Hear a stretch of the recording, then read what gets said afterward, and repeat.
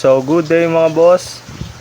So nandito na naman tayo sa bagong episode dito sa TV ko. So ayan, yung on earth nga pala no. So nandito tayo sa beta shop ko. So update ko lang kayo kung ano na bang meron dito sa shop natin no. Dahil yung mga nakaraan nating mga vlog, for short vlog lang no. So ngayon mag-upload tayo ng vlog naman no. So yan, so papakita ko sa inyo to isa-isa.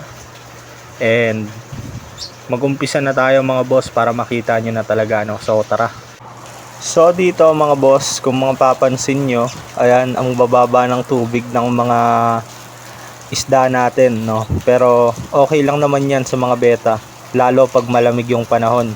So binabaan talaga natin sila. So nilagyan ko nga rin pala sila niyan, yung nakikita nyong dahon. So dahon ng talisa yan para mas kondisyon pa rin sila kahit malamig yung panahon no. So ngayon kasi maulan talaga dito sa area ko. Ayan. So ito nga pala mga boss yung mga hindi pa napipili, kasi may mga kumuha sa ating mga resellers natin. So ito yung mga hindi nila napili. So pwede nyo tong pwede nyo pa tong mabili. Yan. So iilan na lang to mga boss. Ayan. So ang size nga pala nito, itong mga nakatanks is regular size na.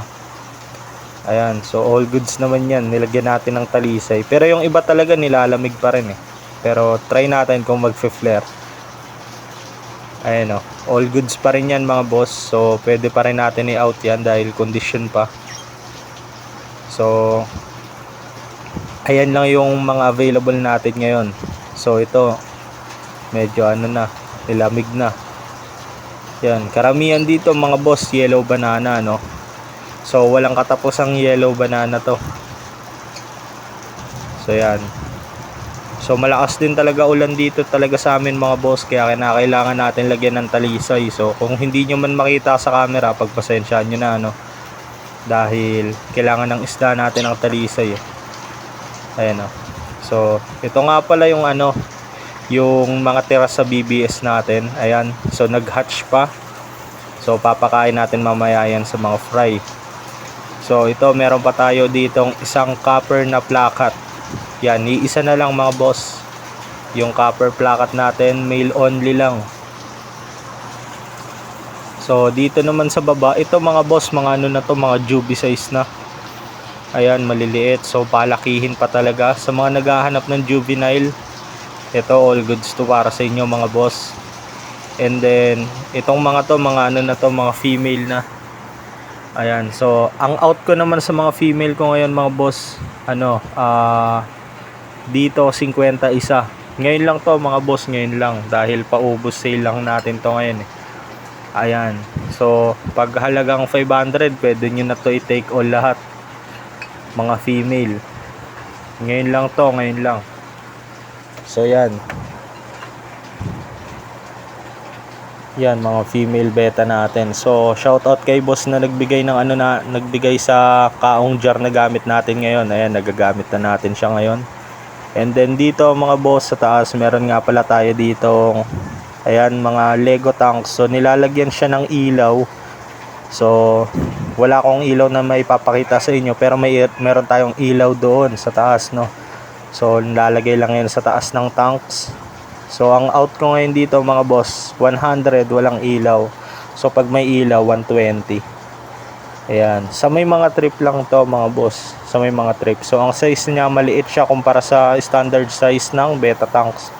So ayan yun mga boss oh. Ito yung standard size ng ng beta tanks natin, 4x6x8. So ang size lang ng Lego is parang ganito lang, mga kalahati lang no. So yan, maliit lang talaga. So sakto lang to para sa mga nagra-rush bumili dito sa shop na wala talaga silang lagayan. So dito sa kabila mga boss, ayan, yung mga bote ng lapad natin wala nang laman no. So bagong tubig na yan kasi may parating tayong mga bagong beta. So abangan nyo yun, baka next week may re-release na natin. So yan, dami nating lilinisang mga lagayan. So ito nga pala yung brinid ko na beta. Ayan, so nag-breed ako ng beta. Mamaya ipapakita ko sa inyo no. So tapusin muna natin dito. Ito yung mga female na mga natitira natin, tag 50 isa mga boss.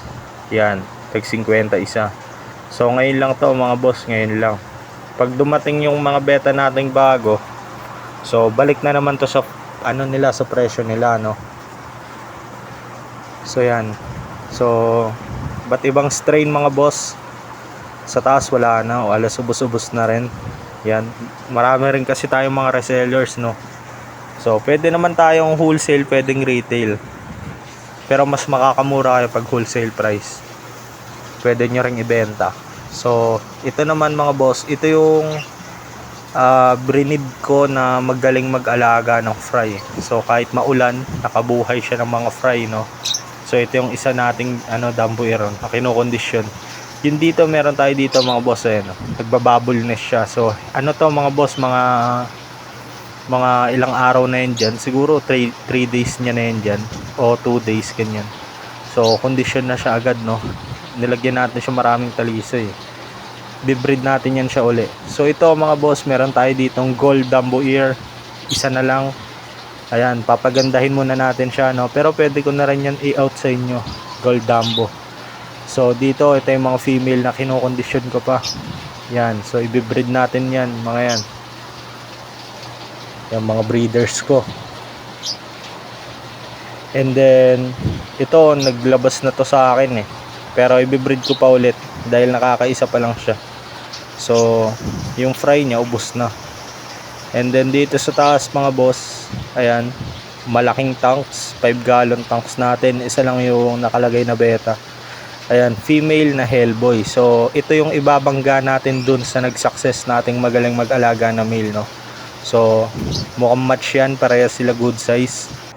So ngayon mga boss, ito nga pala yung fry natin, no. So ito, na to, 3 days na silang walang kasamang male beta yung tatay nila. So yan, so ngayon naman medyo okay sila kahit maulan. So sana hindi na sila malusaw, no. Ayan, so ang pakain ko sa kanila ngayon, BBS. Yan, dahil wala naman tayong moina, so papakainin natin sila ng BBS, no.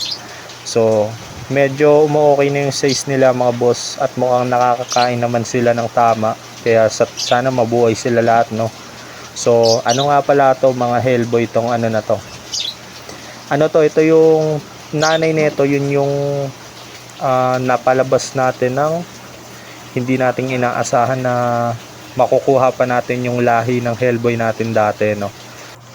So ngayon mga boss, ito kunin natin yung BBS na pinahatch natin nung isang araw. So pangatlong araw na nito, kailangan na nitong ipakain dahil malulusaw lang din to, no. So yan, papakain natin to sa mga fry natin. Yan, so banlawan muna natin, lagay natin dito mga boss, ipapatak lang natin to dahan-dahan. Ayan, so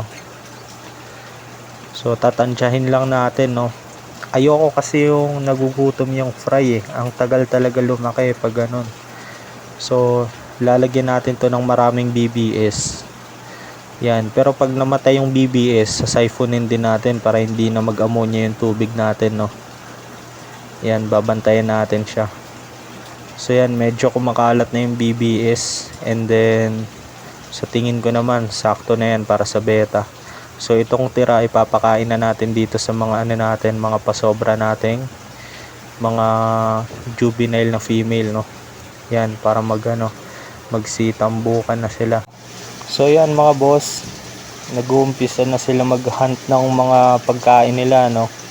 Kung nakikita niyo maliliit nating mga isda, yan yung mga nalangoy, yun yung BBS, yun yung brine shrimp na pinapisa natin. Mga hipon yan na maliliit. Yan lang kasi yung kaya nilang kainin sa edad nila na ganyan. So yan yung proseso natin mag-alaga ng fry. Yan, simple lang, pero sana mabuhay natin yung mga fry, no. Dahil ito na yung last na lahi ng beta natin na Hellboy ng last year. So kailangan mabuhay sila para bumalik yung dati nating linyada. So yan, magaganda yung fry na to mga boss. Takpan na natin para hindi pasukin ng kitikite, no, para hindi magkaroon ng kitikite at maubos pa sila. So ito, bibreedan natin to sa mga susunod na araw, nagko-condition lang tayo. Yung mga parating kong isda mga boss, abangan nyo yun dahil maraming may pair doon. So sana makakuha tayo doon ng 2 pares na gagamitin nating materyales, no. So yun yung gagawin natin. So yun mga boss, so meron nga pala akong Facebook page. Ito, yan yung Facebook page natin. Diyan ako nasagot ng mga nag-i-inquire, nag-order ng beta. Meron din akong page para sa vlog lang, visit nyo rin yan. And then TikTok, nagla-live ako sa TikTok. So maraming salamat sa inyo.